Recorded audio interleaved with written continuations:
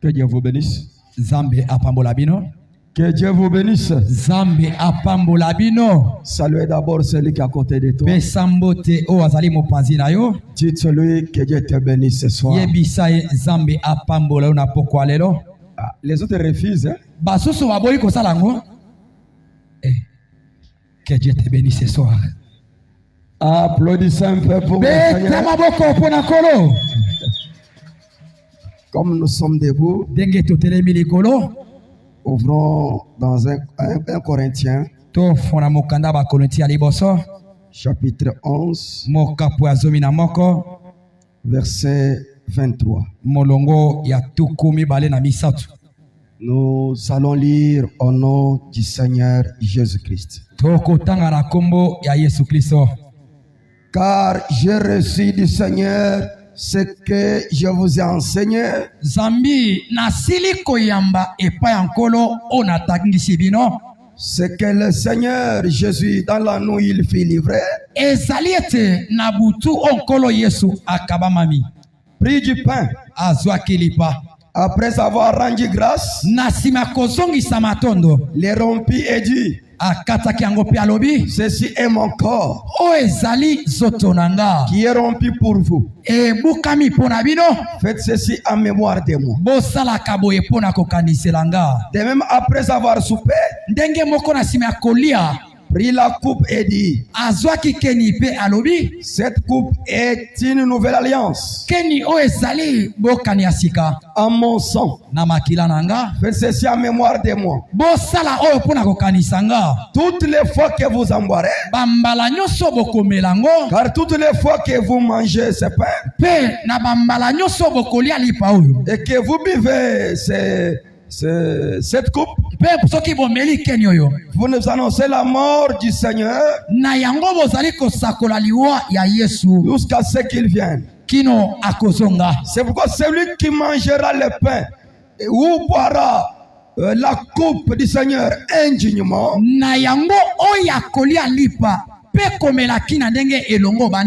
sera coupable envers le corps et le sang du Seigneur.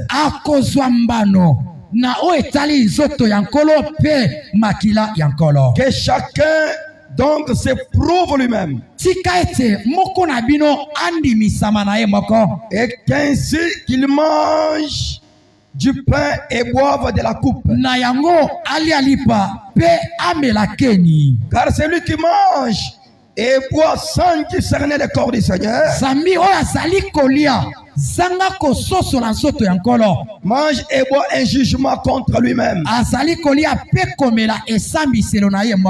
C'est pour cela il y a parmi vous beaucoup d'infirmes et de malades et qu'un grand nombre sont morts. Si nous nous jugeons nous-mêmes, nous ne serons pas jugés. Que Dieu bénisse sa parole. C'est vous. Je sais que mon sujet là n'est pas encore terminé. Mais comme on se prépare pour la Sainte Seine, il faut qu'on parle sur ça. Il y a d'autres qui n'ont jamais compris cela. Il y a d'autres qu'on vient de baptiser. C'est pourquoi on peut répéter ces choses. Sinon, on devrait continuer notre sujet seulement la nuit là on mange. La Sainte Seine. On appelle encore ça souper du Seigneur. Ou bien la communion. Le souper du Seigneur. La communion. ou la Sainte Seine. to elambo esantu. Tous les trois noms-là, bon, on l'appelle comme ça. Malobeli misato so na benga kango ndenge wana. Ce que nous allons faire avec le DJ le 31 décembre, Nde tokosala mokolo atuko misato na moko na lisungi nzambe. la nuit. Na butu. C'est quoi on va parler quelque chose sur ça. Nde tokoloba eloko moko likolo na yango. La première fois qu'on a parlé de ça dans la Bible, Mbala liboso o baloba nango pona na kati ya Biblia. c'est en Genèse chapitre 14, Eza na buku ya ebandeli zomi na minei. verset 7. Molongo ya sambo. Là, c'était Abraham qui revenait de sa victoire. Wana ezalaki abalama kozonga na elonga. Il avait croisé Melchisedec. Akutanaki na Melkisedek. Et il lui a donné la dîme de tout. Apesaki moko na zomi ya biloko na nyonso. Après aussi, le Melchisedec Na sima pe Melkisedek a fait aussi la Sainte Seine. asalaki pe elambo esantu. Genèse chapitre 14, verset 7. Buku ebandeli zomi na minei molongo ya sambo. Après qu'Abraham fut revenu vainqueur Na sima balayama kozonga molongi. de Kerdoram Na etumba ya Kedolame. et des rois qui étaient avec lui, Pe ya bankumu bazalaki na ye. les rois de Sodome sortis de sa rencontre dans la vallée Kumu ya Sodom abimaki pona kokutana na ye na esobe de Chavé, ya Chave. qui était la vallée du roi. O ezalaki esobe to biliki ya nkumu. Melchisedec, Melkisedek roi de Salem, kumu ya kimia. fit apporter du pain et du vin. Amemaki lipa pe vinyo. Il était sacrificateur du Dieu très haut. Azalaki nganga zambe ya zambe na lola.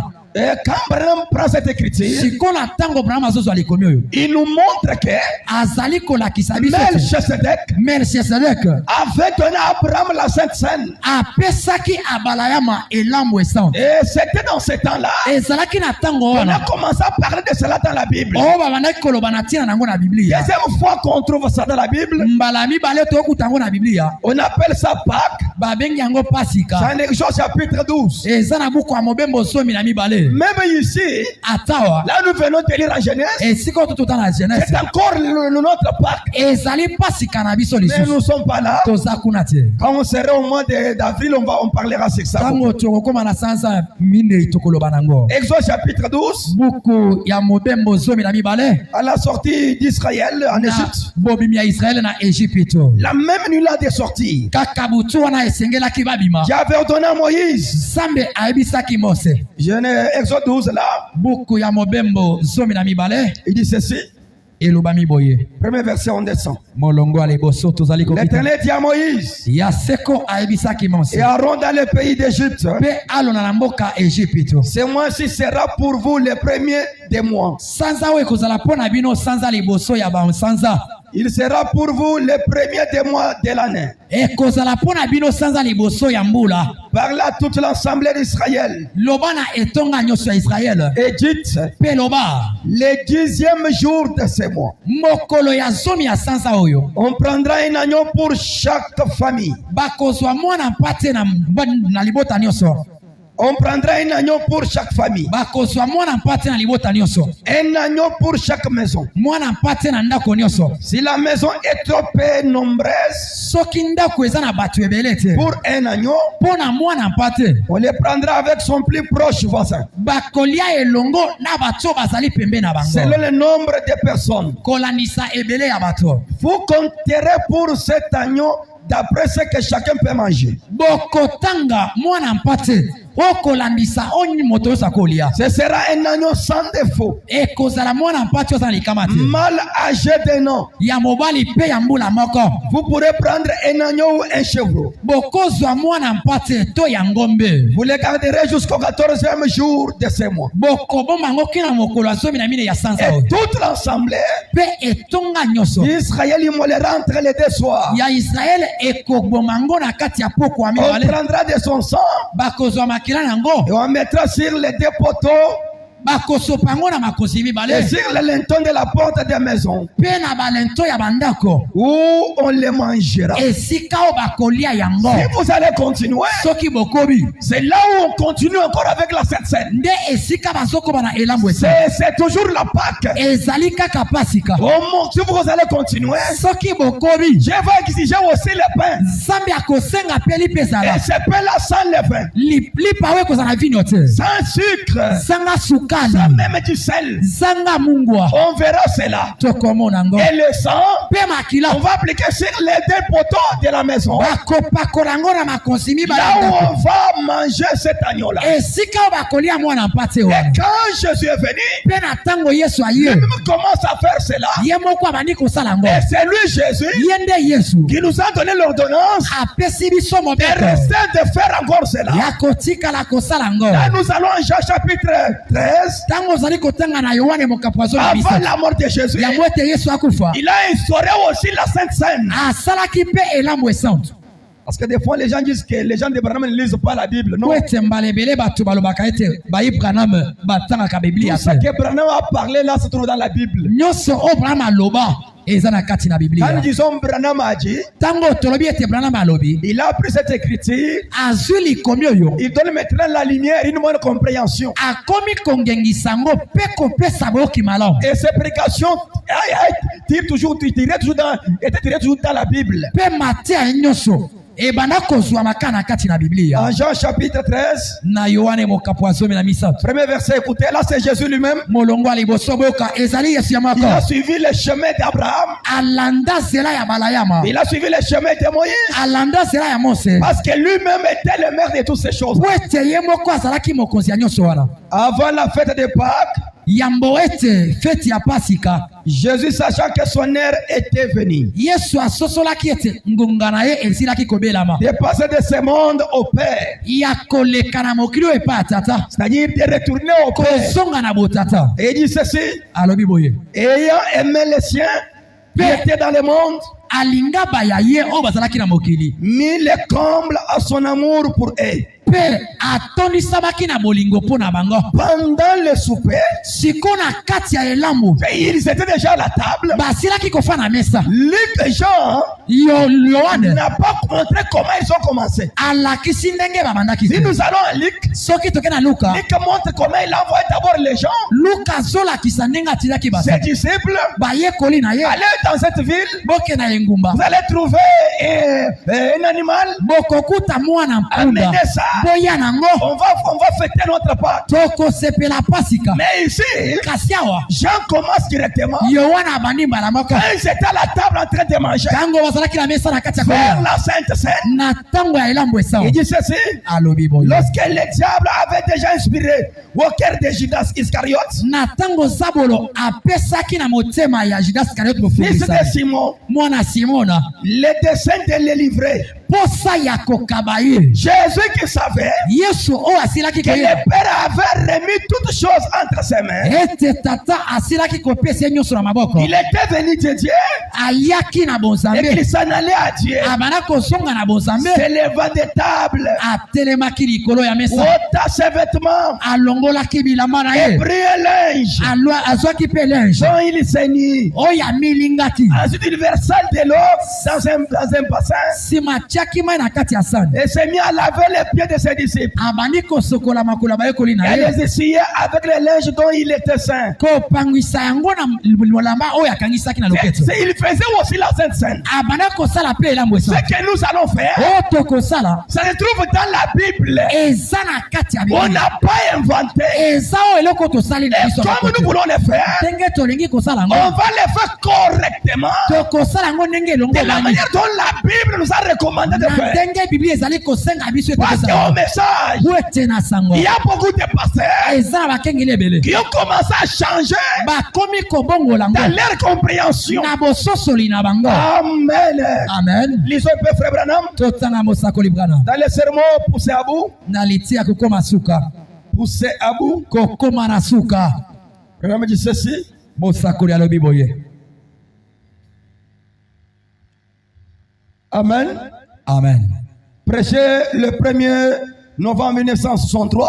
etiami mokolo ya liboso sanza ya zomi na moko mbula koto kama libwa tuku moto bana misatu Paragraphe 194. molongo ya kama moko tuku libwa Je mili crois que nandimiete la communion bamoko ou la Sainte Seine, to elambo esantu c'est l'une des plus solennelles, les plus sacrées. ezali eloko oyo ezali na biloko nyonso oyo ebulisami Solennel, sérieux. oyo ezali solo Le fait de prendre la communion, lolenge ya kolia elambo esantu c'est la chose sérieuse. ezali eloko ya Ce sembo n'est pas des aventures. ezali masano te Frère me dit, vraimen soloba écoutez mes frères, boyoka bandeko il dit des plus sacrés. ete ebulisami koleka Faire la communion, kosala bomoko c'est la chose le plus sacrée. eza eloko ebulisami La koleka chose solennelle. eloko ya bule Donc on peut entrer avec les raisonnements de la parole. oyo esengeli kokota na libanzo oyo lilobi On ezali peut kosa entrer avec la sincérité du cœur. kokota na bosolo ya motema Ce n'est pas des aventures. eza masano te Nous allons là-bas pour boire. tozokende kuna mpona Non, komela mes frères et sœurs, te bandeko ya mbala mpe ya bato soyons quand même sérieux. tozala sembo Ce sont des choses sacrées de Dieu. eza biloko ebulisami epanza Quand Dieu dit que la chose est sacrée, ntango nzambe alobi ete eloko ebulisami faites attention. sala keba Alléluia. amen Et Abraham continue à dire ceci. mosakola kobi koloba boye Et plus douce adoration. mpe na bopolo moko ya losambo Prendre la communion, kozwa bomoko c'est la plus douce adoration ezali bopolo moko ya losambo qui est au cours d'une réunion. oyo eza na kati ya eyanganelo Dans l'église, na kati na eklesia il y a des choses eza na biloko qui nous ont été laissées. oyo batika Ou trois choses to biloko misatu que nous devons respecter. oyo esengeli tobemia Ce sont des ordres et des ordonnances.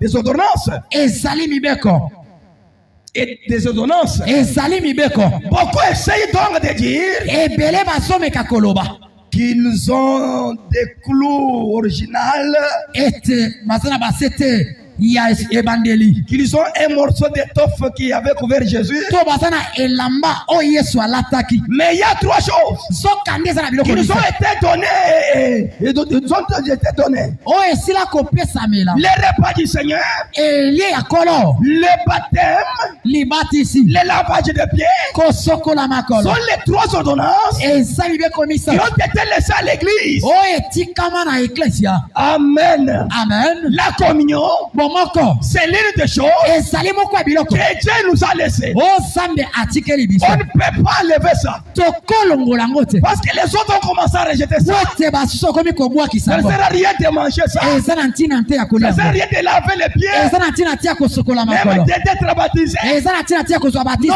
c'est essentiel. eza ya motuya Dieu nous a recommandé nzambe asengi biso de faire la communion. tosala bomoko C'est une fête solennelle. ezali feti ya solo Amen. amen Même Jésus a dit, ata yesu alobaki je fais ceci nasali boye pour que vous aussi, po ete bino mpe quand vous allez rester, ntango bokotikala que vous allez continuer à le faire. bokoba kosala yango C'est quoi aussi nous? yango nde biso Nous mpe sommes censés le faire le 31 décembre. totindami kosala yango mokolo atukumisa na Amen. amen Même les apôtres, ata bantoma ils faisaient aussi ça. babanda kosala mpe yango Dans 1 Corinthiens 11, na korintia liboso somi na moko Paul polo avait remarqué amonaki les gens qui prenaient la Sainte Seine bato bana kozwa elambo esango ne vivaient pas correctement. babanda kobika na ndenge Par là, nous voyons que wana tomona ete même l'église primitive, ata eklesa ebandeli même en Éphèse, ata na efese partout là-bas, na bisika nyonso ils mangeaient le repas du Seigneur. babanda kolia elambo esango Amen. amen Amen. amen On n'a pas inventé ça. tomisaleli na biso eloko oyo te C'est biblique. eza na biblia L'Ancien, kondima kala Nouveau Testament. mpe kondima sika Mais Branham, quand il vient, ntango brama ye il commence à éclairer. akomi kongengisa ngo Que Dieu vous bénisse. nzambe apambola bino Amen. amen Prenons d'abord le pain. tozwa lipa Le pain. lipa Le pain ici, lipa oyo bozali komona la Bible dit, biblia ezali koloba On va les préparer bakolamba yango sans levain. zanga vinyo to levi. Amen. Amen. Sans levain. Zanga vinyo. Sans sucre. Zanga sukali. Il me dit sel. Ata mungwa. Même l'huile. Ata mafuta. Seulement les farines seules. E kozalaka fufu yango moko. Associé avec de l'eau. Basangisi yango na mai. Pourquoi? Pona nini? Parce que le pain, Pwete lipa. ça représente le corps de Jésus. Ezali kotalisa nzoto ya Yesu. Et Jésus, Mpe Yesu. au commençant était la parole. Na ebandeli ezalaka liloba. La parole est avec Dieu. Liloba ezalaka na Et nzambe. la parole était Dieu. Liloba ezalaki nzambe. Ah, Amen. et la parole là, Mpe liloba wana. c'est ça même Jésus qui est le pain. Yankonte Yesu azali lipa. La parole Liloba. ne peut pas être ajoutée. Ekobakisama te. Ou Jésus To Yesu. ne peut pas être ajouté. Akobakisama te. Quand on ajoute le levain, Tango bazobakisa il vinyo. montre aux gens Ezolakisa bato. on peut ajouter la parole. Ete bakobakisa liloba. Mais non, Kasi te. la parole est la même. Liloba eza ndenge moko. Depuis Genèse, Utabuku la ebandeli. parole ne change pas. Liloba ebongwana On ne kate. peut pas ajouter le levain. Bakobakisa vinyo te. C'est pourquoi Na yango. le pain Lipa. typifie le corps de Jésus. Ezali kolakisa nzoto Et ya le Yesu. corps de Jésus, Nzoto ya Yesu. c'est la parole. Eza liloba. Alléluia. Hein? C'est ça. Alléluia. C'est ça. On ne peut pas ajouter du sucre. Tokobakisa sukali te. Jésus lui-même, Yesu ye moko. il est déjà du sucre. Asili kokoma Il sukali. est déjà le sel. Asili kokoma Il ngumungwa. est déjà l'huile. Asili kokoma Il mafuta. n'y a pas moyen d'ajouter. Lolenga kobakisa eza te. Malheur aux gens Mawana bato. qui mangent les biscuits, O bazolia qui biscuit. mangent les pains qu'on va ici Bazali kolia mapo pour bate. faire la Sainte Seine. Mpona kosala ilambo Ça sa. c'est faux archifaux. Ezali mabe Père koleka. Branham dit, Brana malobi. les gens qui font des choses, Bato basala makambo ya ils boye. auront des maladies dans leur corps. Bakozwa makono. Parce qu'ils ont pris Jésus. Ete bazwi Yesu na ndenge ya mabe. Alléluia. Amen. Alléluia. Amen. Et la Bible dit, Biblia ezali koloba 1 Corinthiens chapitre 5. na Korintie moko zomi na mitano Chapitre 5. mokapo ya mitano Écoutez mes frères, boyoka bandeko ce qu'il est dit là-bas. oyo elobami kuna Verset 6. molongo ya motoba Chapitre 5, verset 6. mokapo ya mitano molongo ya motoba Il est dit ceci. elobami boye C'est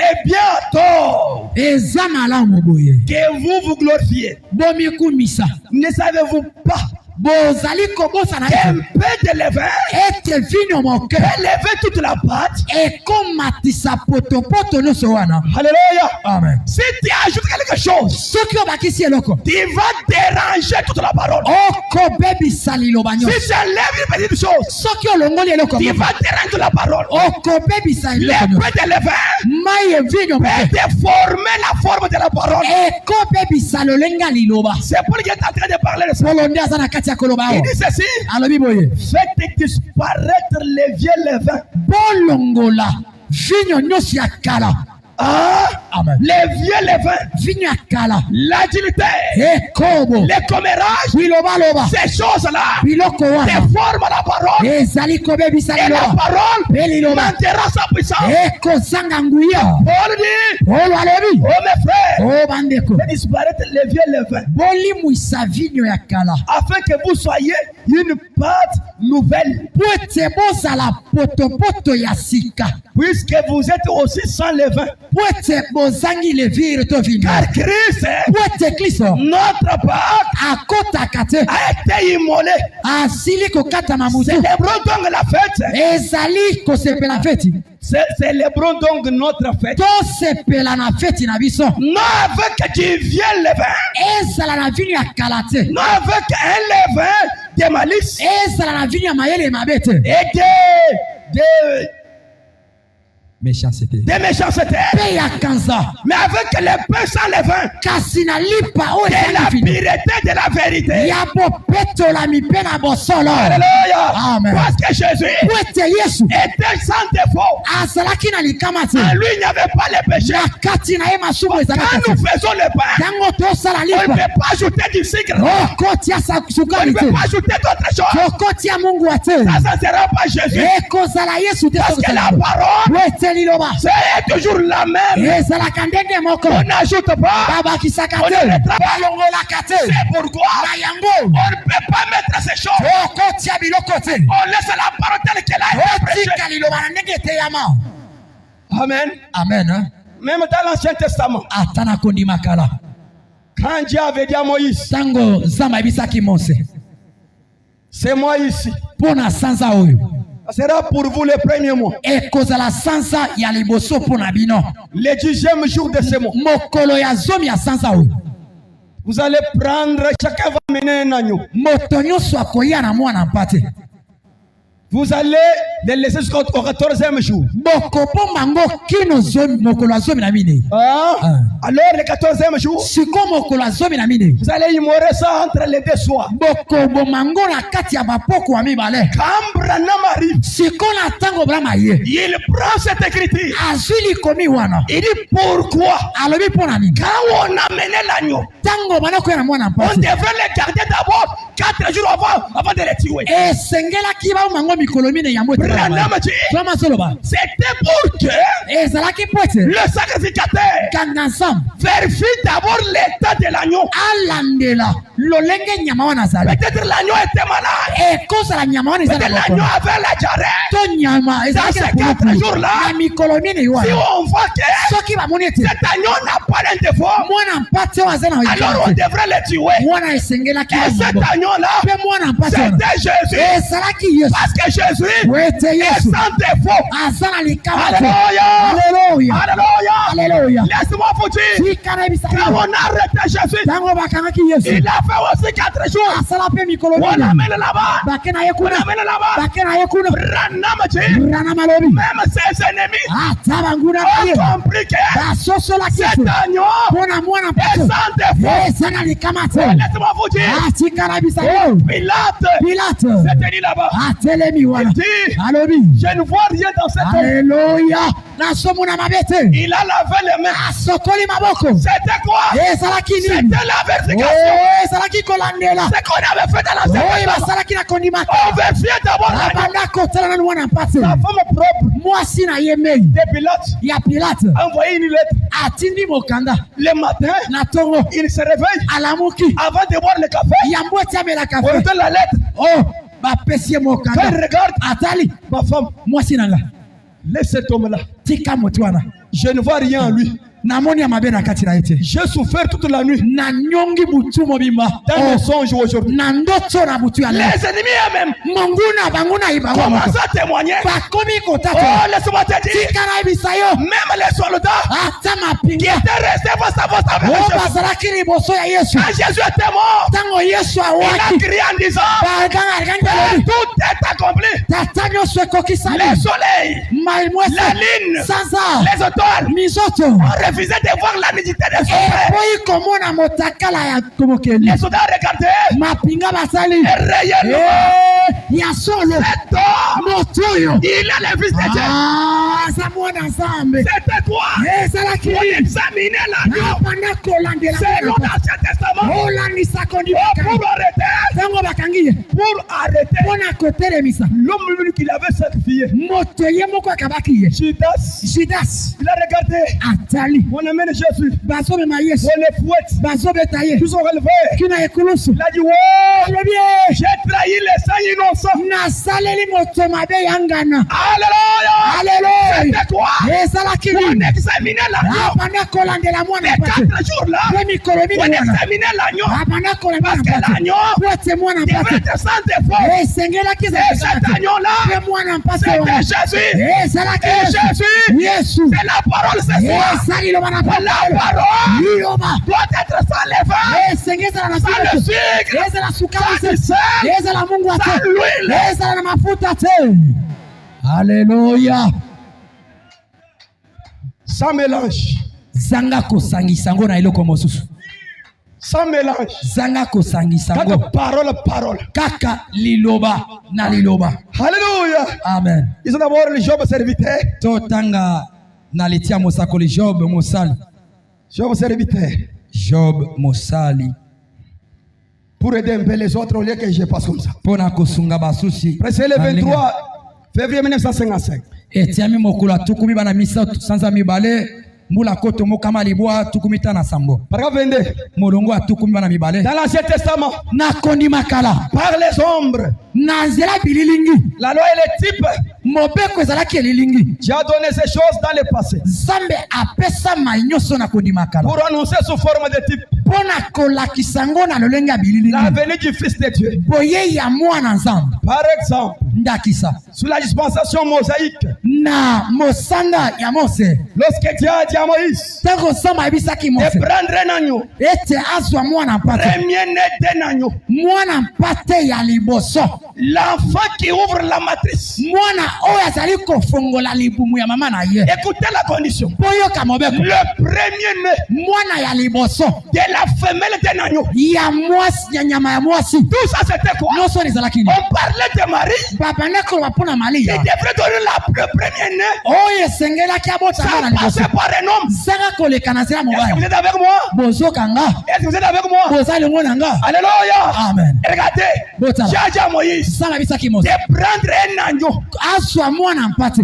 Premier-né d'un agneau femelle. Oyo ya liboso ebotami na nyama ya mwasi. Il parlait de Marie. Abana koloba pona Maria. Mwana kumpola Maria. Mwana liboso ya Maria eza nani? Si Yesu. Eza Yesu. Bitu lumba. Bozokanga. Bibi kele prophète kala ko atungu jamalo. Esengelaki ete mosakoli azala pona kososolisa biso makambo. Et de les garder. Pe kobomba ngo. Les prendre le 10e jour. Kolia ngo mokolo azomi. Et de les garder jusqu'au 14e jour. Pe kobatela ngo kino mokolo azomi na mine. Pour qu'il soit examiné. Po ete balandela ngo. Purgé. Pe komeka ngo. Qu'on voit si cet agneau a un défaut. Bamona soki mwana mpato eza na likama. C'est ce qu'on a fait avec Jésus. Nde basalaki na Yesu. 4 jours. Mikolo mine. On l'a mis chez Caïphe. Bakena epa Kaifa. Je les ai là-bas. Epa Hérode. Frère, madame dit. Brama soloba. Je permettais qu'on examine d'abord l'agneau. Zambe abana kondima ete balandela mwana mpate wa. Ah, ces gens-là. Bato wana. On manquait quoi? Arrêter Jésus. Bazangaki epai wapi ya kokanga Yesu. Mais comme ils étaient toujours influencés par la population. Sikona ndenge bazwaki loyenge ya bato. Ils ont sacrifié un innocent. Baye kokaba moto yangana.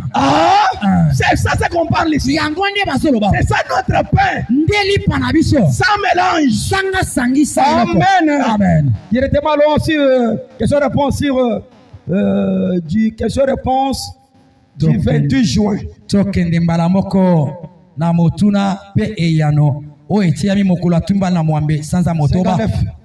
Mbula koto mokama libwa tuta na libwa. Sana mesoana yonde obosana ko pese. Param dit ceci. Branham alobi boye. Amen. Amen. Amen. Amen. Fonate malemba lembe na zambango. Il me faut prêcher lentement. Je suis pressé. Amen. Amen. Ça va. OK. Écoutez. Boyoka. Paragraphe 57. Molongo ya tukumita na sambo. Question-réponse du 28 juin 59. Motuna pe eyano o etiami mokolo atumba na mwambe sanza ya motoba mbula tukumita na libwa. 57. Molongo ya tukumita na sambo. Voyez-vous? Bomoni. C'est la communion. Ezali bomoko. Je comprends bien. Nazali koyoka malamu. Et suis tout à fait d'accord. Pe nyoso ezali ya solo. Que le corps du Seigneur, ete zoto yankolo, la parole vivante, liloba ya bomoi, c'est Christ lui-même. Ezali Kristo yemeko. Mais ce sont des symboles. Kasi ezali bililingi.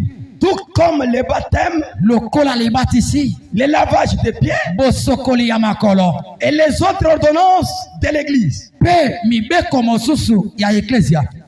Les pains qu'on va fabriquer ici, lipa oto kolamba, ce n'est pas le corps littéral de Jésus. ezali zoto o ezomona na ya Yesu. Ce sont seulement des symboles. Ezakaka elilingi. Les ordonnances que tu as données à l'église. Ezami beko sa mapesi na ecclesia. Mais la communion est absolument fondamentale à cause du pain. Kasi bomoko ezali solo mokabo oya lipa. À l'interpréter. Je recommence. Na sosongelango. Mais la communion. Kasi bomoko. Communion bozo le beza bomoko te. Mais bomoko y a sainte scène. Ok. Hein? C'est d'accord.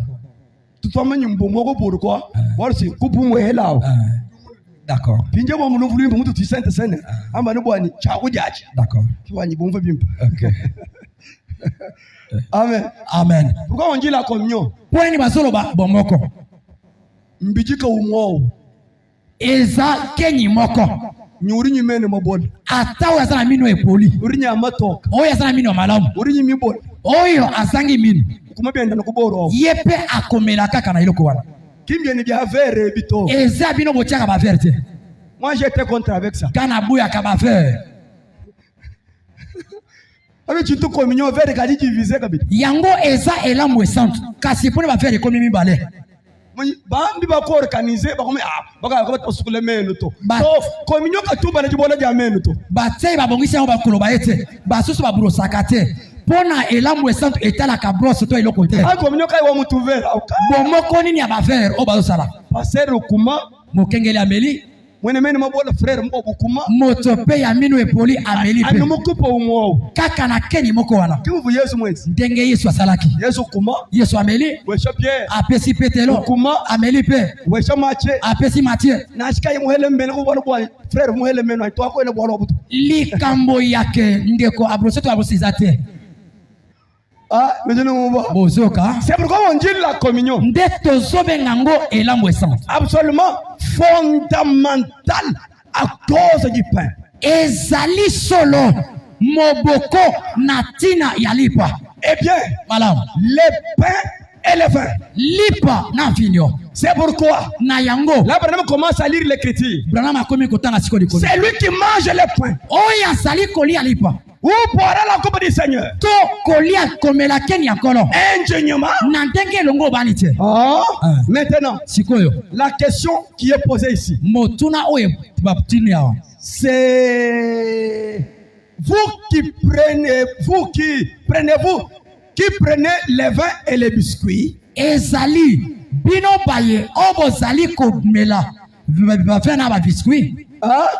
Il y a d'autres gens. Ezala basusu. Dans des églises. Na ba ecclesia. Ils prennent le vin avec les biscuits. Bazome la vin na biscuit. Et dans les biscuits, il y a du sucre. So kande na biscuit sukali ezali. Il y a du sel. Ezana mungwa. Puis le même de levure là. To kende mosika levure ezana. Mais Branham dit. Branham soloba. Vous qui prenez le vin avec les biscuits. Bino baye obo some la vin na biscuit. La maladie et la mort sont sur vous. Bokono peli wa ezali kolo na bino. Pourquoi? Pona nini? Parce que ce n'est pas ce que tu avais laissé de faire. Wote ezali o Yesu atikaki kosala. Voyez-vous? Bomoni. Je pense que la question est de savoir. Na kanisi ete mutune sa koyeba. Si la seule adoration. Soki kolosambo moko. C'est la qui existe dans le Saint-Esprit. O ezali ezana kati ya molimo santo. Allons 64 directement. Tokende mbala moko na tuku moto na mine.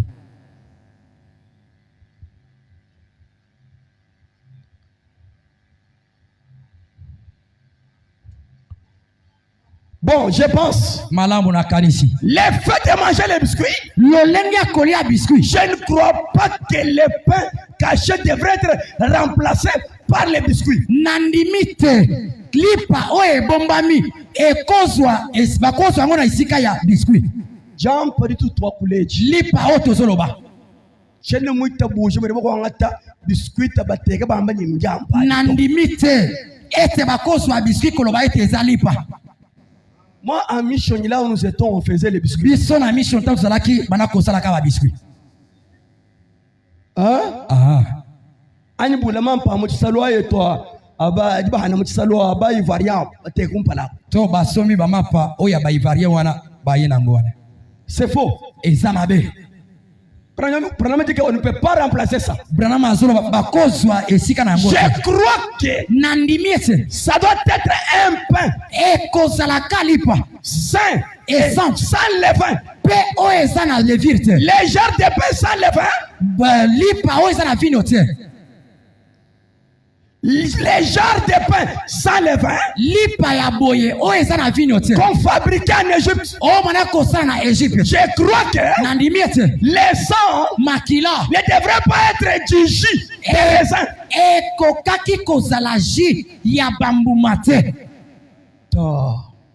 Amen. Amen. Omoni basusu basombi molangi monene ya jus. Bazuru ete makila ya Yesu. Non? Te. Amen. Amen. Ce n'est pas ce qui était dans la Bible. On n'a jamais acheté le vin. Batikala kosomba vinyo te. Pour remplacer le sang de Jésus. Il faut seulement le vin authentique. Pas de jus. Mais comme des églises. Il travaille avec les jus. Pour dire que c'est le sang de Jésus. Branham dit ceci. Pas même les jus des raisins. Mais ça doit être du vin. Pourquoi les jus? Les jus des raisins Syrie.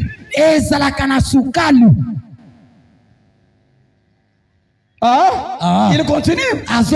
Et c'est gâte au fur et à mesure qu'il vieillit.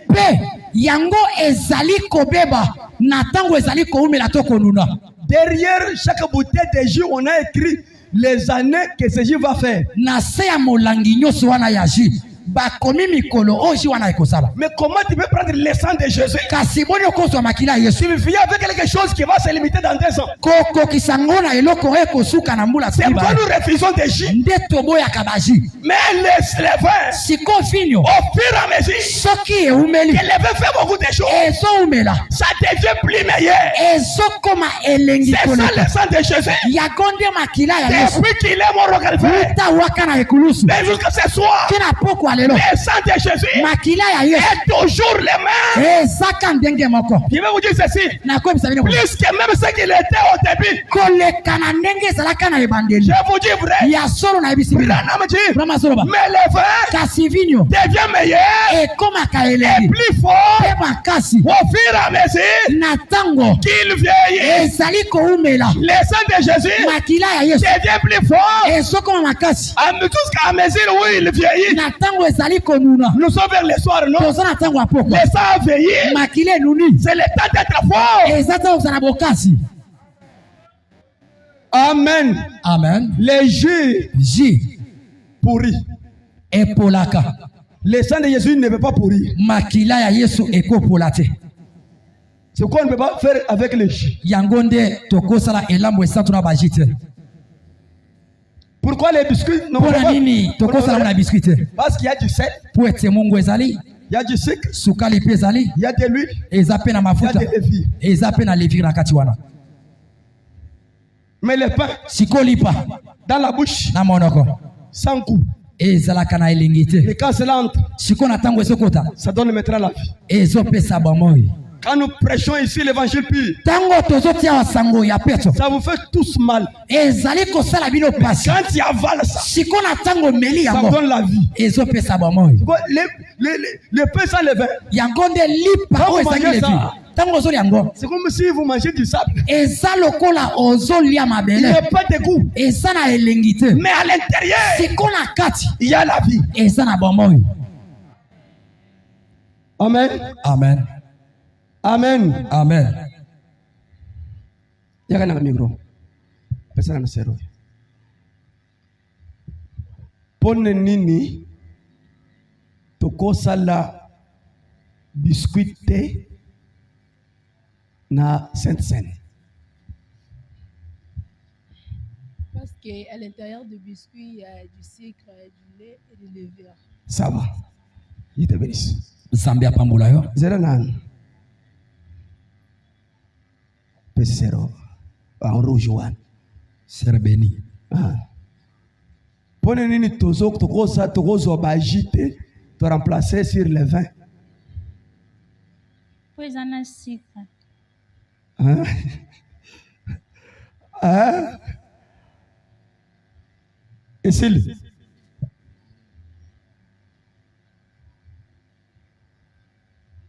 pesa sere mususu. Oyo pe olingi place wale pesa kaka répondre.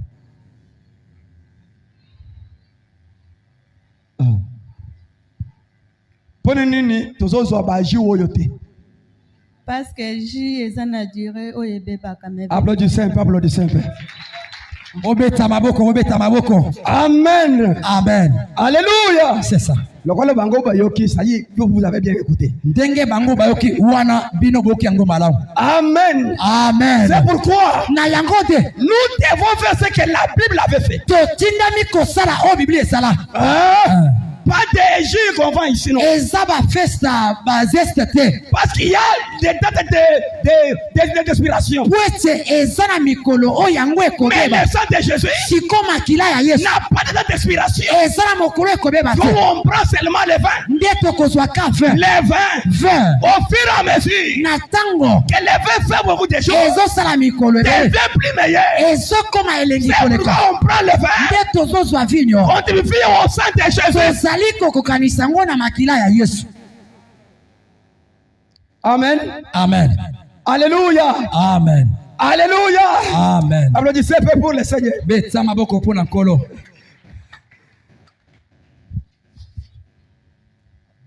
Qui peut manger la Sainte Seine? Nani akolia elambo esante.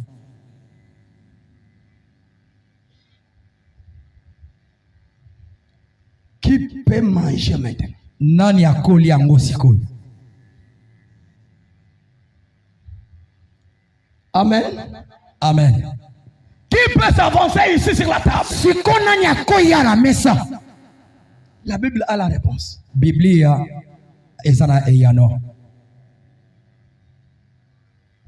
Retournons d'abord en Exode chapitre 12 là. Tozonga na buku ya mobembo zomi na mibale wana. Donne-moi ça mon frère.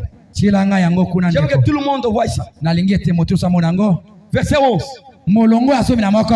Dieu a ordonné là-bas Zambe apesi mobeko à kuna. tous les gens qui devraient manger Na bato nyonso esengela kibalia. à avoir quelque chose là-bas. Ete bazana eloko wana. Quand vous les mangerez, Na tango bokolia yango. vous aurez vos reins sains. Bokozala loketo na bino bokangisi mikaba. La première chose, Ya liboso. avoir d'abord la ceinture Kozala na mokaba. sur votre rein, Na loketo na yo.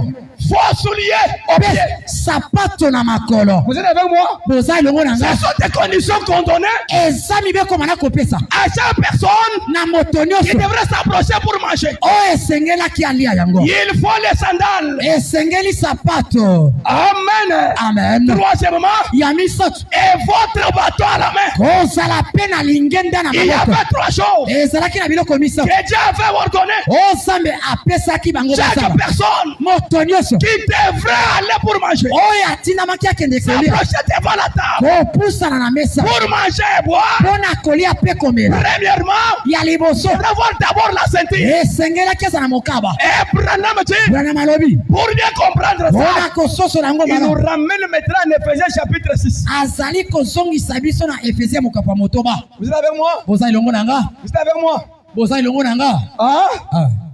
Allons directement là-bas. Totanga yango kuna mbala moko. Branham dit ceci. Mosakoli alobi boye. Où la Bible est là. Branham nous a ramené là-bas. Mosakoli azongisi biso kuna. Éphésiens chapitre 6. Efesia mokapo ya motoba. Alors verset 14. Tokende mbala moko na zomi na minei. Là on parle directement pour ça. Nde esika bazoloba mpo nango.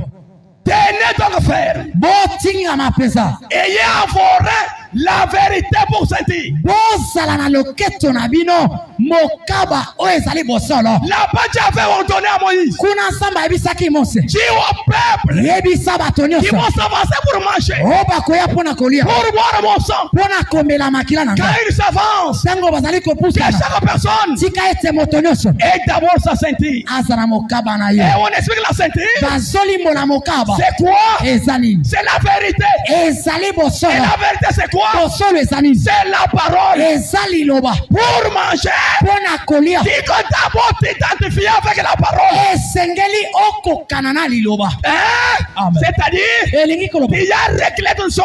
Osili kobongisa. Tu vis la parole Osobi kaliloba. sur la moto, Likolo ya moto. au campus, Na campus. à l'école, Na école. à l'église, Na ecclesia. même au marché. Ata na zando. Il y a votre ceinture. Osana mokaba. Voilà de telles gens Omona bato qui ndenge. peuvent avancer. Nde bakoya. Sinon, Pamba te. si tu avances, Soki oye. c'est pour ta malédiction. Eza mpona elakeli mabe mpona yo. Hein? Ah. Boyoki, Vous avez écouté? Montignos, Chaque personne oya kopusa na poalia. qui avancera pour manger, Asa na ceinture na ye. il faut qu'il ait sa ceinture. Ceinture na chikwese batu benda nesi. Ceinture ata na nzungu munene bakindaka nango. Na shaku chowechi. Ata na kikoso. Paul ceinture kujukwata chilamba anyi mupanu. Pwete mokaba nde ezali kokanga mbati to liputa na yo. Non maman. Ba mama na biso. Quand elle portait des pagnes, Na tango bango manda kolata maputa. la première pagne était liée avec une ceinture. Liputa ya liboso. Babana kolinga ngo na ceinture. To mokaba. Ce n'est pas ya kilelo tozo sala. Le vent te frappe, Mo pepe beti boye. mon population se quitte dans ça. Liputa descend. Mais nos mamans étaient sages. Ba mama na biso bazala kabwanya. Elles avaient des ceintures sur la première pagne. Ba izalaki na mokaba na liputa liboso. Elle peut tomber. Akokoya. Elle peut faire n'importe quoi. Akosala nyonso. La pagne est toujours là. Liputa ezobatela Vous ye. m'excuserez. Bolimbisanga. J'étais quelque part. Nazalaki esika moko. C'était le matin. Ezalaki na tongo. Une maman s'est levée là Mama moko alamuki. pour aller puiser de l'eau. Po akende kotoka mai. Avec une pagne, Na liputa moko. sans ceinture. Zanga mokaba. Il a oublié même le sous-vêtement. Vous m'excuserez. Abosanaki ata sous-vêtement bolimbisanga. Mais elle arrive là-bas. Siko akomi kuna. Ils ont commencé à chamailler pour avoir de l'eau. Bakomi kobenda na po. Plus là encore la femme du pasteur. Kokende mosika mwasi ya mokengeli. Ils ont commencé à s'extraire là-bas. Bakomi kobenda na. Sur place là, Namuona. la pagne était tombée. Lipute kwei. Oh, moi c'est pasteur. Mama passer. Mama passer mapasa. Vous voyez que ça fait mal. Pomone sali mabe. Ce sont les choses d'aujourd'hui. Eza biloko ya lelo. Des vraies mamans. Ba mama ya Des solo. vraies sœurs.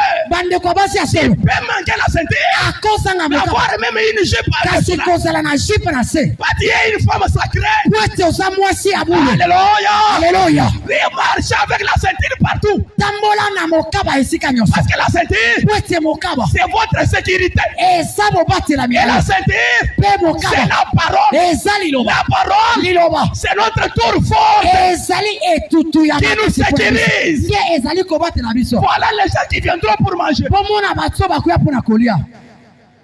Hein? Ah. Tu marches avec la parole partout. Otambolaka na liloba esika nyonso. Hein? Ah. C'est là où le problème. Nde esika likambo ezali Dans tes coopérations, na bakope na yo osalaka. tu gagnes comment? Ozwaka biloko nde nini? Dans la cupidité, Na lokoso ce n'est pas votre place eza esika na yo te pour manger. po ya kolia À la maison avec ton mari. na ndako yo na mobali na yo. Tu voles, Oyibaka ye ce n'est pas votre place de venir manger. eza esika na yo ya kolia te. Toi, jeune sœur à la maison, Yo elenge mwasi epe ya baboti na yo. tu vis comme si tu étais déjà au mariage. Osala makambo lokolo si osibali. Tu as vidé tous les frères. Osilisi ba mibali nyonso. Ce n'est pas ta place. Eza esika na yo ya kolia te. Si tu manges, c'est pour ta malédiction davantage. Soki olie yango eza pona elakeli mabe na yo koleka. Ici, c'est pour les gens qui ont la ceinture. Ao eza pona bato oza na mokaba. La ceinture, c'est la parole. Mokaba eza liloba. L'homme qui vit la parole, Mobali asobika liloba. même s'il est seul, Ata sa ye moko. même dans ses affaires, Ata na bashida. pour les montards, Bambino ba les montagne. malfaiteurs, Bato mabe. faites attention. Bokeba. Vous devez d'abord ranger vos vies. Si vous viendrez manger pour la honte, qui sera scellé ta malédiction. Oui, je vous dis, ce n'est pas moi qui ai dit ça. Même des prédicateurs, agilitaires, trompés. Si vous allez manger parce que pour la sauce, tu regretteras ta vie. Ici, il n'y a pas question de croire.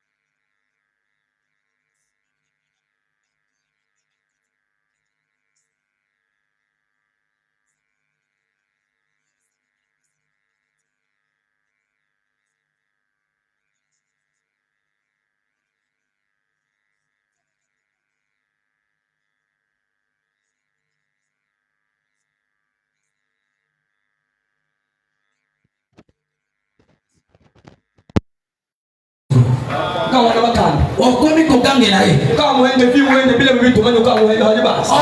kofinga bomoi na ye na makambo oyo oyebi po te moto azosenga niongo na ye ozofinga ye mpo na nini ata soki ebi bolemo na ye ozofinga ye mpo na ye mbongo na yo si olie yango komeka kolia kolia te kende opongisa pene mazolo soki oyebi ndeko ya mobali oyo azotambola pe azo apralia kolia amen kotika ye te aleka kende liboso na ye c'est bien d'abord vous sortez dehors.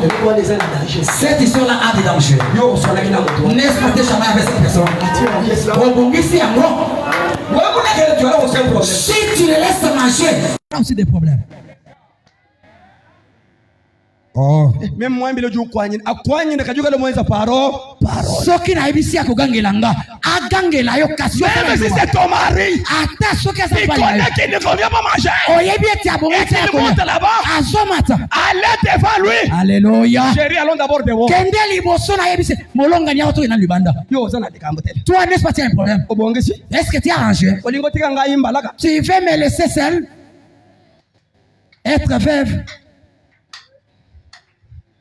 Hein? Ah. Oh, eza ba mu pété. Oh, tu bana kolia pa pamba. Soko lia mabe ba kokunda yo. Surtout que moi je prépare. Mingi mingi etengandi na so lambango. Demandez à ma femme ici. Botuna maman pasteur. Son père était pasteur. Maman papa na yazalaki pasteur. Il m'a invité dans son église. Abenga kinga na église na ye. Il m'avait même pas invité. Kutu abenga kinga te. Moi j'allais acheter de l'huile là-bas. Gana banako de kosoma mafuta kuna. Mais kasi je me pressais pour prêcher. Zambe abanako salisa ngana makasi tenateya. Je dis à Dieu. Na bisi zambe. Les histoires de prêcher, c'est la mendicité. Les gens verront comme si je suis faible de travailler. Pour que je commence à prêcher. Quand je vais acheter de l'huile, tango nazo kende kosomba mafuta. On me donne la chair que je prêche. Je n'étais pas un prédicateur. Mais Dieu me forçait à prêcher. Kasi zambe abanako tindi kanga etenateya. Mais écoutez comment j'ai fait monter Dieu à un arbre. Boyo kandenge na matisi zambe likolo anzete. Moi je vais acheter d'huile. Nazo kende kosomba mafuta. Je lui dis que moi je ne demanderai pas la chair. Na ebisi ngana kosenga etelo te. Mais toi Dieu, sikoyo zambe, comme tu veux que je prêche, dengo lingi etenateya. toi donne-moi la chair. Yo moko pesa nga etelo. Papa, vous voulez prêcher seulement. Moi j'ai des choses à dire à Dieu. Les prédicateurs d'aujourd'hui tiennent mon serviteur. Hey. Mokabe bandi. Hey. Alléluia. Okoyebi sansambe nini? J'arrive quelque part. Nous dormons, nous étions mouillants. On allait acheter du lait avec des vélos. Avec mon groupe qui était à peu près 6-7 comme ça. Les frères qui étaient là, dans notre groupe, il m'a posé la question. Comment nous disons que Jésus est Dieu, mais quand on les baptisait, il y avait une voix qui sautait au ciel, parlait encore.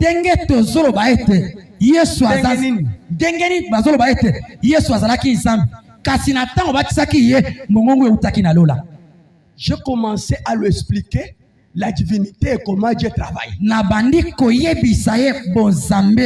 C'était déjà 19h dans quelque part dans un village, dans un village. Quand moi j'expliquais là, j'ai vu déjà les gens du village qui nous entouraient déjà. J'ai témoigné ça, je vous dis ça. Quand j'ai vu les gens écouter ce que j'expliquais, j'ai reçu du courage de se tenir debout. J'ai commencé à prêcher beaucoup. Quand j'ai terminé, les gens là commencent à me poser des questions. Comme dans leur village là, il y avait seulement les gens adventistes. M'a posé des questions. Mais pasteur, mais pour les pour les en manger. Kasi pona bilie. On ne peut pas manger, on peut refuser d'autres choses. Tokobo ya biloko mosusu. Et je vais répondre avec la parole. Na lobi na koyalo na liloba. J'ai pris la parole. Na zui liloba. Je leur ai dit, Na ibisi bango. on ne peut pas rejeter n'importe quelle viande. Tokobo ya mosunyi nyoso. Ça c'était dans l'Ancien Testament. Oh ezalaka na kondima kala. Même les sangs on mange. Ata makila tokolia. On m'a posé des questions là-bas. Batuni mituna kuna. À la fin, un frère, Na suka ndekwa un mobali. païen m'a dit, Mopagana yebisinga. pasteur, Mokengeli. chez moi c'est ici. E pa na ngai sawa. Tu ne vas plus encore. Okokende lisusu te. Tu vas rester ici demain. Okotikala Moi olobi. je vais couper les bois. Kana kokata Je vais basete. construire une église. Na On kotongela va eklesi. commencer l'église ici. Quand Okokoma mokengeli ya eklesi yawo. il a dit ça, Tango alobi yango. je me suis rappelé ce que j'avais parlé à Dieu. Na kanisi na ona yebisaki nzambe. Oh, j'ai commencé à trembler. Nakomi kolenga. Mon frère, Nalobi ndeko. mais moi je suis en voyage. Kasi nga naza na mobembo te. Et pourtant, moi j'avais dit que tout le monde la chair, j'étais en voyage. Zokande nasengaki nzambe etelo nga na kati ya mobembo. Je dis, moi je suis en voyage. Nalobi naza na mobembo. Allons avec toi, je vais vous donner, il y a un pasteur devant là. Yaka tokende na yo eza na mokengeli On va liboso. te baptiser là-bas. Bakende kobatisi kuna. Non, Alobi te. seulement toi. Kaka yo. Moi je vais payer tout. Kana kofuta On nyonso. va construire une église. Mpe tokotonga eklesi. J'ai refusé. Na boyaki. Je suis parti. Nakendaki. J'arrive chez eux. Siko nakomi epa na bango. On a commencé à jeter d'huile. Tobandi kosoma mafuta. On a vu seulement les policiers qui viennent arrêter le pasteur. Tomoni ba policier koya kokanga mokengeli. Et c'était le jour de la réunion. Ezalaki mokolo ya yanga nelo. On l'a arrêté. Bakangi Son papa, on a arrêté son papa. papa na ye. Quand son papa arrive en chemin, Siko na tango papa komi na nzela. il crie. Azoloba. Chichi reste prêché. Chichi tikala koteya. Vraiment. Vous n'avez jamais vu les choses. Alléluia. C'est ça. On allait discuter comment lui, on partait avec lui. Siko na kwako boya ngodeni. Baba no kele na boloko. Je me suis rappelé, Na kanisi okolo. c'est Dieu seulement que je prêche. Olika na teya. Oh. J'ai pris la chair. Nazui eteyelo. C'était au 11e mois. Ezalaki na sanza zomi na moko. Il a fait 4 jours là-bas. Asali mikolo mine ikuna. On lui a laissé. Balong bimisi ye. Il a dit continue à prêcher. Alobi koba koteya. J'ai fait 1 mois. Na sali sanza moko. 2e mois. Sanza mibale.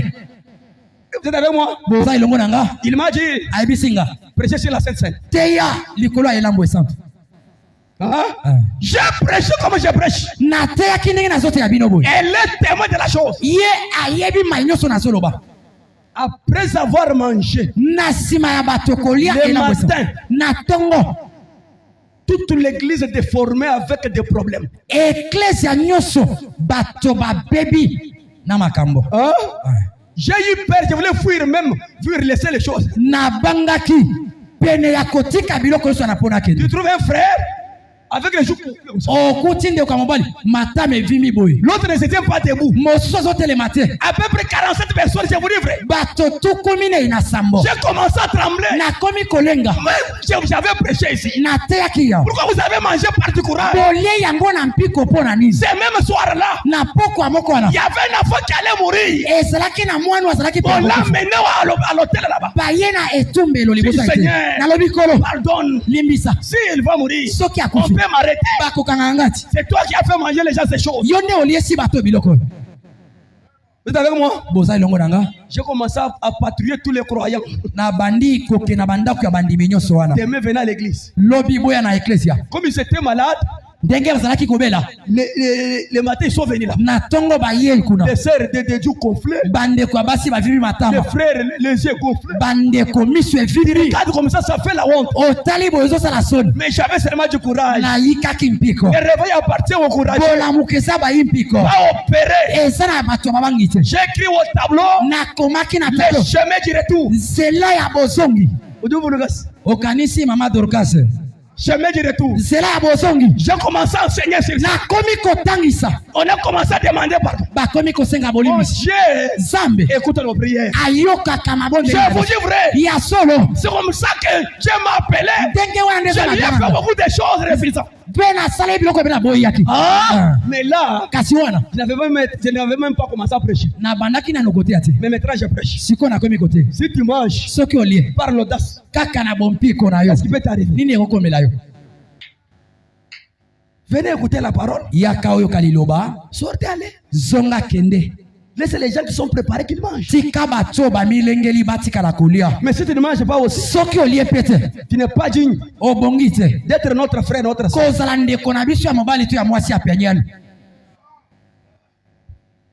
C'est pourquoi tous les serviteurs, tous les servants, ce sont eux que je vais commencer avec. Si tu ne manges pas, tu ne dois plus t'asseoir ici, tu vas être là-bas au banc. Tu nous diras après tu t'assois là-bas. Ozama yestro nani soko liete kuna kasi ozana bomoko na biso te pe soki olie mabe okozwa mbano. Vase. Merci Seigneur, on va commencer avec vous.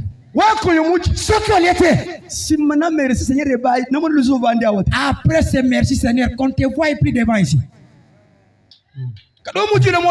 Soki oleka na bokasi na yo bakopesi yo toli na bandeko ya basi.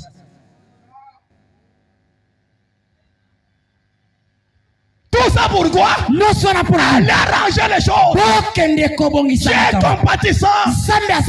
Dans sa colère, elle arranger les choses. Redresser les choses. Devenez maître un frère croyant. Oh, les aides de la parole. Avoir l'amour profond. C'était des recommandations de Dieu lui-même. Avant de manger, la ceinture. Deuxièmement, les sandales. Sapato. Les ailes de la parole. Troisièmement, les bâtons. Lingenda. Les bâtons dans la Bible. Lingenda dans la Bible. C'est l'autorité. Les royaumes. C'est-à-dire quoi? Je leur disais, vous êtes les enfants du royaume. Maintenant, mais vous êtes en captivité. Vous êtes dans le monde. C'est le temps de retourner. Les bâtons là, ce sont les enfants du royaume. Vous avec moi? Avoir la ceinture, les ailes de la parole et le pouvoir pour montrer que j'étais un croyant depuis longtemps. Mais l'adultère m'avait ravi. Les mensonges, les vols m'avaient ravi. Maintenant, je retourne. Voilà ce que Dieu avait ordonné.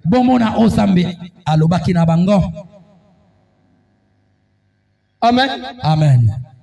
Alléluia. Amen. Voilà les gens qui doivent manger. C'est lui qui mange. Sans discerner.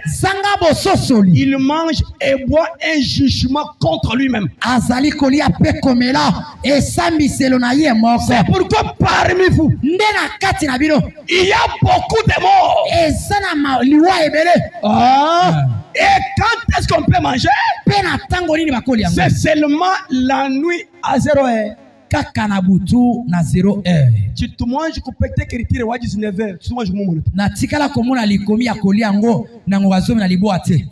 Utukatoleka tujishene no mujinda au mwende yakatukutu. Oba mube baliesa biso na tongo eza ya bango eza la kati na likomi. Je peux te lire toute la Bible. Na kotangela yo Biblia nyoso. Si vous regardez un exode, soki bokena buku wa mobembo, il dit que vous mangerez entre les deux soirs. Et lobamiete bokoliango na kati ya poko mibale. Écoutez, yoka. Cette nuit-là, je passerai dans le pays d'Égypte. Nakoleka na mboko ya Égypte. C'est ce jour-là, la nuit. Ezaka butu. Quand ils avaient mangé correctement, je les avais parlé contre la mort. C'était la nuit. Quand Paul vient, dans 1 Corinthiens chapitre 11, là, verset 23, écoutez ce qu'il est dit là. La nuit où Jésus fut livré. Écoutez mes frères. Uruge mu 12h ni écriture kai. Ozolia na ngonga zanga na likomi nini. Urumu bajele we penye. Otanga yango wapi. 1 Corinthiens 11 verset 23 frère. Tukumi bale na misatu. Écoutez. Yoka. Car j'ai reçu du Seigneur. Ce que je vous ai enseigné. C'est que le Seigneur Jésus, dans la nuit où il fut livré, pris du pain. C'est toujours là, la nuit. Mais où il y a 9 heures, il ne peut pas kasi oyangonga libwa oba mupe balisa biso ça se trouve dans quelle écriture lui-même boit le sang plus sain yamoko azomela keni makila yamoko moi je suis resté sec à main vide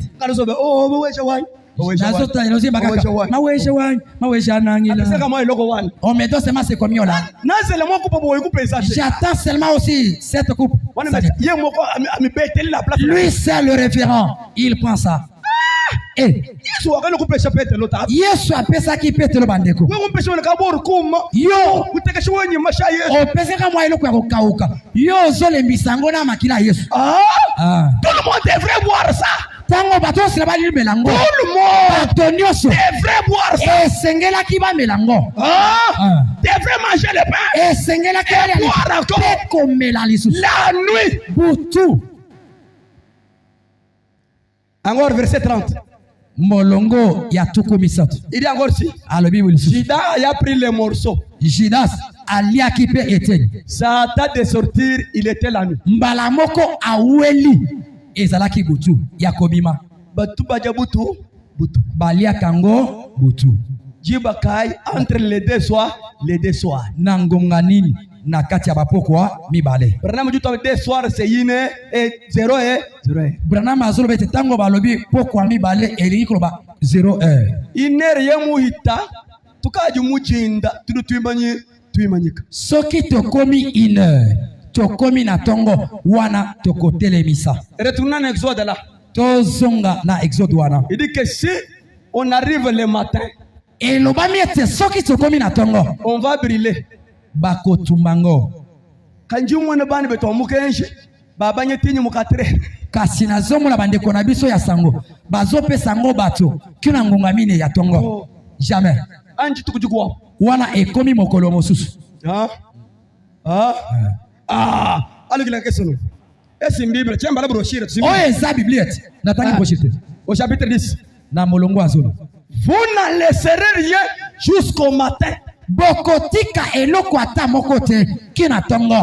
Et s'il reste quelque chose, soki eloko etikali, vous les brûlerez au feu. Bokotiki sango na moto. Kimba mulonga kasha maluvo mubiro bango nde kunoto. Amen. Balobi teke olande la vino na biro okomi komelango te. Londa kasha mampa mubiro papa bikabisha tujeba. Olande la mapa wana papa te. O etikali sana te. Quand ça reste, soki etikali, c'est déjà 1 heure. Et comme 1 heure. Le matin commence à 1 heure. Tongo e banaka na 1 heure. C'est-à-dire, nous avons seulement 1 heure. Tosaka na ngonga moko. De manger la Sainte Seine. Yakolia elambo essence. Même si vous êtes nombreux. Ata soki boza ebele.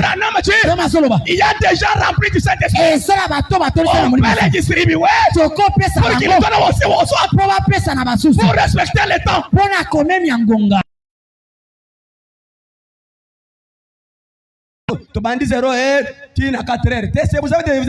Nous sommes nombreux, c'est pourquoi on a commencé des heures jusqu'à 4 heures. Bon baby ici. Bato bazo banakola na 1 heure wana. Bazo sala makambo na bango. Parce que 1 heure, pour être 1 heure, c'est déjà le matin. Et comme tongo. 1 heure du matin. 1 heure du matin. C'est déjà matin. Et comme na tongo. À cette heure-là, on va brûler le vin. Bakoziki sa vie. Les pains. Pelipa. Que je ne vois pas personne là-bas. Namona motokuna te. Papa biloko on est Papa c'est qui restait là. Beaucoup de jours on n'a pas pris du vin. Non frère. Jamais ndeko. Même moi je ne mangerai pas ça. Atanga na kolia. Je dois respecter la parole. Et Seigneur na même yalilo. Quand ça reste. Soki etikali. Si c'est 1 heure. Soki 1 heure. On va les brûler sur place ici. Okoziki sango. Pour accomplir la parole. Bona koko kisali loba. Ushala passer uteka mu biro ukade bantu bana kumwana hotula banu. Vini etikali mokengela chango na biro e komi secret ya kopesa bato baye apesi bakomi komela. Kadi mbamba hadi bishala tuanze tosh. Kasi balobi ete soki etikali tozikisa yango. Tuna 3 fois. Balobi tomela 3 fois. Hatukaje muji ndangushika. Amen, amen, amen. Soki tokomi na tongo esili. C'est ça. Amen. Amen. C'est Branham qui parle. Branham ndi alobi yango. Nous sommes nombreux. Branham ujuwa ambane. Branham azoloba ete bapostolo bantoma bafu babanyina bene Kristo bako abobu babanyina bako abo. Babanda kopesa na bandimi mosusu. Pe bandimi wana banda kokabola pe na basusu wana. Comment? Kasi ndeni. On va terminer. Discerner les corps du Seigneur. Discerner les corps du Seigneur. Frère, on a dit ceci. Il dit ceci. Tu as trouvé ça? 18. Écoutez mes frères. Paul ne s'en prenait pas aux Corinthiens du fait qu'il prenait la communion. Kavu banyina bwana bavu banga ta sainte seneto. Abanako pamela bango te poete onako zwa elambo esanto te. Mais leur acte était correct. Kasi bizana bango ezalaki malamu. Mais leur discernement était faux. Kasi bososoli na bango ezalaki mabe. La manière dont ils s'approchaient devant la table lolenge banako ya na mesa n'était pas conforme avec la parole. E bongaki te na liloba. En effet, na yango prendre le souper du Seigneur ko zwa elambo esanto. C'est le commandement du Seigneur. Mais le prendre indignement sans discerner le corps du Seigneur, c'est là que réside la faute. Ces chrétiens prenaient la communion, mais ils ne vivaient pas la vie. Kasi banako bika bomo ite. Quand tu manges là, tango solia. Tu prouves au pasteur, ozola kisamokengeli. Tu prouves au croyant, ozola kisabandi. Que j'ai vu la parole. Ete nazali ko bika liloba. Mais ces gens-là mangeaient ça. Bato manako lia. Mais ils n'avaient pas la vie de la parole. Bazalaki na bomo ya liloba te. Le christianisme, c'est une expérience. Ezali mikela. C'est une vie. Amen. Pepo moi. Ce n'est pas prêcher. Eza kote ate. Ce n'est pas être pasteur. Eza kozala moke. Le travail, le christianisme, c'est la vie que Dieu est en train de vivre. Alléluia. Amen. Amen. Et ces chrétiens vivaient n'importe comment, faisant honte à leur profession. Et Paul a dit, c'est pour cela qu'il y a parmi vous beaucoup de malades. Beaucoup de malades. Parce que les gens avaient mangé sans discerner le corps du Seigneur. Parmi vous, il y a beaucoup de malades et des infirmes. Et qu'un grand nombre dorment ou dorment. Ce qui signifie qu'ils sont morts. Amen. Amen. Que Dieu bénisse. Amen. Pas du uja bibi chichukwenza nchingani. Na tango ozali kolia ngoma be nini ekokomela yo chakumpala masam ya liboso bokono chibiji ya mibale bazo accident o challenge bulema okosala accident otikali pe na likama infirme les infirmes non ko katemi na yo ndenge wana okuluko ni bidon pa okwena bidon okatemi utondo ko dibo chana na pa meno ko tu okweka kaboye mini nyonso elongwi. Troisièmement, il y a même des morts. Et ça va koufi. Pourquoi? Vous avez mangé mal.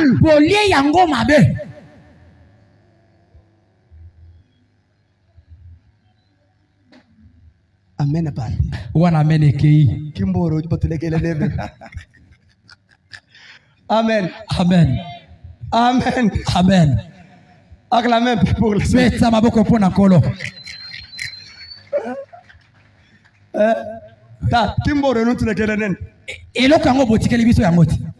Florence. Florence. otikele biso le kokolo dia Branham dit ceci. Branham alobi boye Parce qu'ils n'ont pas discerné le corps du Seigneur. wete basosoli te zoto Et nous disons chrétiens, pe biso baye o tomiloba ye toza nous bakristo n'avons pas le droit de prendre la communion. toza na makoki ya kolia elamu esa À moins que nous menions une vie irrépréhensible. kaka soki toza na bomoi oyo ya malamu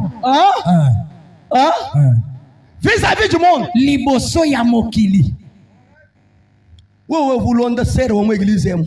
yo banda kolanda ndeko ya mwasi Wewe ya wakati eglise ulonda frère wa église. yo pe ndeko ya mwasi obanda kobima na ndeko ya mobali ya eglise oyo Haju mwene sere au bande wanyujuji. sikona ntango ozomona ndeko ya mwasi oyo nazo ya poa Frère amone frère au ba. yo pe ndeko ya mwasi omoni ndeko ya mobali alinga ya kolia Nani kwa tana iboso. bokende kosimbana Katujito. tolia te Wewe machi tulibenza mu église. yo oyebi oyo tosali na eglise oyo Tuhambe tonto alomo lo. tokende kobongisa nani na mokengeli te balekisi eglise Alléluia. oh Quand nous les gars nous disons nous avons problème.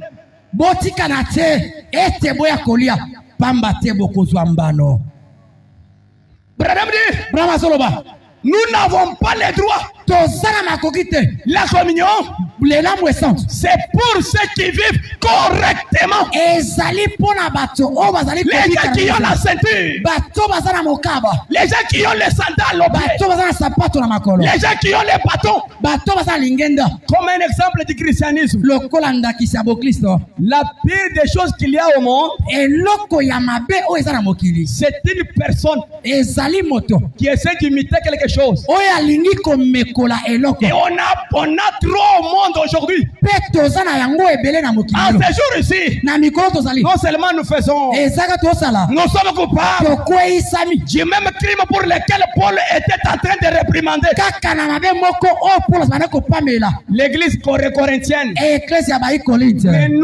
nous sommes coupables tokweyisami d'essayer de faire quelque chose komeka kosala eloko que le Seigneur avait recommandé. oyo nkolo asengaki Sans discerner le corps du Seigneur. zanga kososola nzoto ya Et le nkolo corps du Seigneur, mpe nzoto ya nkolo ce sont les croyants. ezali bandimi Aujourd'hui, lelo nous faisons des choses tosala makambo sans discerner la parole de Dieu. zanga kososola liloba Nous nzambe devrons avoir le discernement de tout ce que nous faisons. totindami kozala bososoli ya mayi nyonso tosala Que Dieu vous bénisse. nzambe apambola bino Que Dieu vous bénisse. nzambe apambola bino Chacun est témoin de son cœur. moto nyonso azali nzengeneka Mais motema na ye. celui qui mange aussi bien, oyo akolia yango malamu au lieu de bénédiction, na lolenga bilakeli il y mabe a des bénédictions attachées à cela. eza na mapamboli oyo ekangami na yango Je vous dis, frère, ya solo nayebisi bino écoutez ce que William Branham dit oyoka oyo mosakoli azali pour koloba que je puisse terminer. po ete nasilisa C'est lui qui est correct. oyo aza malamu C'est lui qui vit la parole. oyo azobika liloba S'il vient là-bas soki aye et wana il mange, pe alie Branham dit, branam alobi cet homme-là moto wana sera béni. Je akopambwama vous dis, frère, ya solo nayebisi cet bino homme-là moto wana aura une bonne santé. akozala so koto Cet kolongolo homme-là moto wana ne manquera pas les habits. akozanga bilama te Le fait de manger bien, lolenge akolia malamu il chasse même la nudité. ezobenga na motakala Oh, mes frères, o bandeko écoutez ce que dit William Branham. oka o branam alobi Je vais arrêter par là. kala te na suka wana Branham dit ceci. branam alobi boye Oh, mes frères, o bandeko communion. bon moko Prêchez le 12-12-1965. etiami 12-1965 Paragraphe 78. molongo ya tukusama na mwambe Rappelez-vous, bokanisa après Israël il prit ceci na nsima israele kolia yango sous forme de type. na lolenge ya elilingi Ils ont voyagé 40 ans babembwaki mikolo tuku mine dans le désert. na biliki Et leurs habits ne s'étaient même pas usés. bilamba na bango ebanda kopasoka te Écoutez, mes frères, boyoka on commence avec les habits. bazoba na bilamba Ah, Amen. quand tu manges correctement, soki olia yango malamu quand tu vis la parole, soki ozobika et liloba tu as mangé correctement, olie na ndenge elongo bani tu es en train de chasser la nudité. ozobenga na motakala Ah, c'est Branham qui dit ça. ebrahima ndi alobi yango te Ah, tu chasses la nudité. ozobenga na Tu motakala changeras les habits. okobongolaka Tu na ne sauras bilamba pas comment cela va venir. okoyeba te ndenge ekoya Parce que tu respectes la parole. ete ozali komemi ya Je liloba vous dis la vérité. ya solo nayebisi bino Branham dit, branam alobi leurs habits bilamba na ne bango s'étaient même pas usés. ebanda kobeba te Hein? oh. Et ils s'en sont sortis sans une personne faible. Na yango babima sanga ete moto moko azala na botao na kati na bango. Faiblesse kozala na kasi na biso te. Botao ne sera jamais au milieu de nous. Même les faiblesses sexuelles. Atako kosanga bopiliki mwanzoto. Si tu as mangé correctement, Soki olie yango malamu. Dieu peut te restaurer. Alléluia. Sama kosongi sa Je vous bopiliki. dis vrai. Ya solo na bisi yo. C'est la chose sacrée de Dieu. Ça eloko ebulisami ensemble. Même tes faiblesses à la maison. Ata kosanga bopiliki. Même la stérilité. Ata ekomba. N'importe quelle maladie. Ata bokola ndenge ni. Brana solo ba. Si tu manges correctement, Soki olie yango malamu. tu seras guéri cette nuit. Okobi kaka butu wana. Pas une parmi eux. Moko te na kati na bango. Sur 2 millions de gens. Nabato koto zomi. Cela était un type de ceci. Wana ezalaki elilingi ya oyo. Si le corps Soki nzoto de l'animal de sacrifice ya nyama oyo ezalaki mbeka a fait cela esala yango pour eux, pona bango, que fera le corps de Jésus-Christ Emmanuel boni zoto ya Yesu Kristo ekosala pe pour nous. pona biso Soyons tout simplement révérenciés. tozala kaka na limemia Lorsque nous venons na tango tozoya pour manger, pona kolia soyons tout simplement aussi révérenciés. tozala kaka na limemia Possible en venant. na ndenge esengeli. Il y a d'autres places, hein? Ezala bisika Il mosusu dit même la guérison. alobi eti ate Il alobi n'est kanzo jamais pas malade. okobela bana kobela Oui, te parce que po ete tu as mangé correctement. olie na ndenge Que esengeli. Dieu vous bénisse. Zambi apambola bino, Que Dieu vous bénisse. Zambi apambola bino. Allons tous à genoux. Mabolongo na se biso, Allons tous à genoux. mabolongo na se. Est-ce que tu peux manger? Okolia Qu'est-ce qui manque nini esangi en toi là-bas? na kati na yo. Prions le Seigneur. Tobondeli likolo Je te zéro. nazalaki motelengani. J'ai parlé pour que tu arranges seulement les choses. Zambi alobi po ete obongisa makambo